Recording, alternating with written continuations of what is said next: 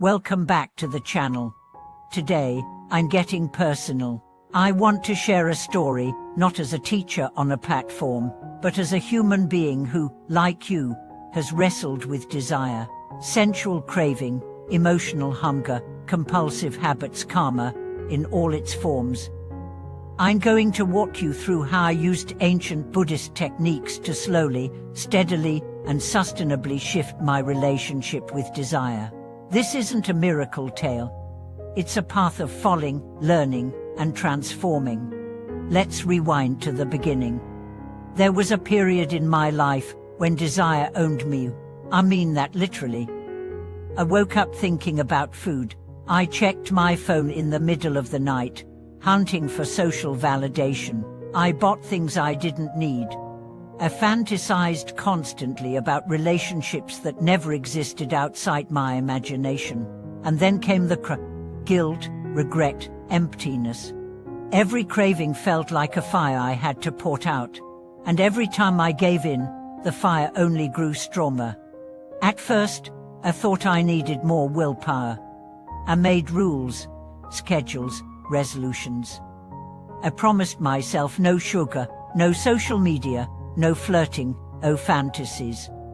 I thought self-discipline would save me, but it didn't, because I was fighting the wrong battle.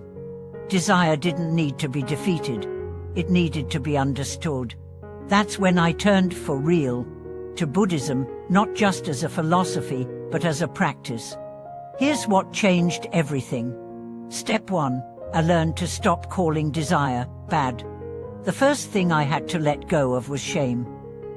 Buddhism doesn't label karma as sin. It sees it as suffering, not because pleasure is wrong, but because attachment to pleasure blinds us. The moment I stopped moralizing my edges and started observing them, I experienced relief.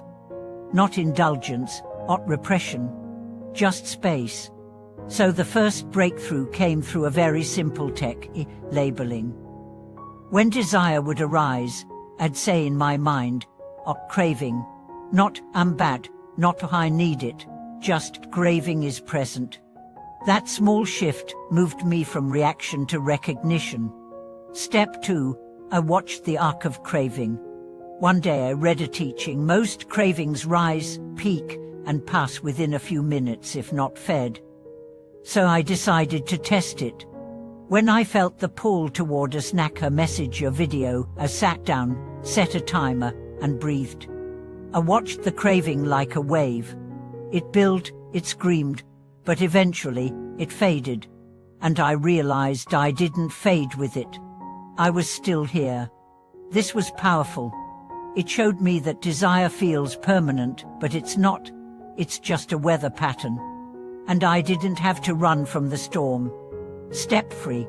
I turned toward the root. The third shift came when I started asking what's beneath this. I noticed that most of my cravings arose when I was lonely, tired, or insecure.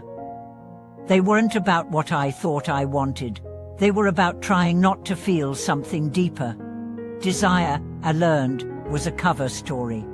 So I stopped chasing the object and started listening to the emotion. Loneliness, I sat with it. Restlessness, I journaled. Sadness, I let it in. And slowly, the craving lost its charge, because I was no longer avoiding myself. Step 4.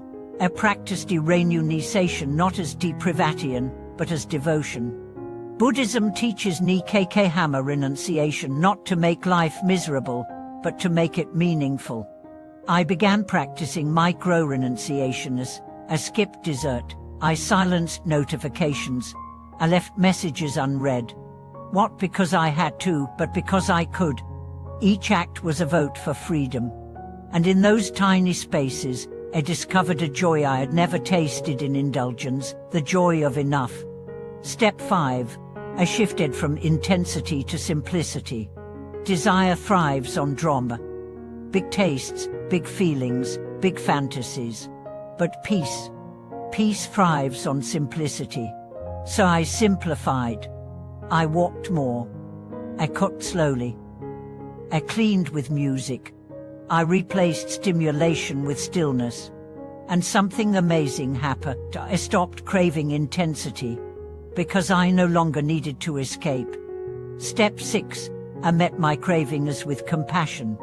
This was maybe the hardest and most transformative step. There were moments I slipped.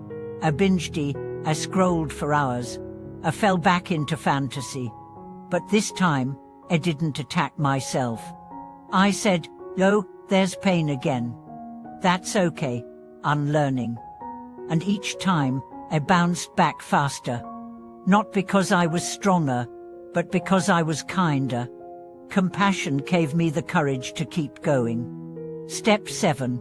I touched a deeper joy. Eventually, something shifted. I noticed that I didn't crave sweets as much, not because I was suppressing it, but because I didn't need it.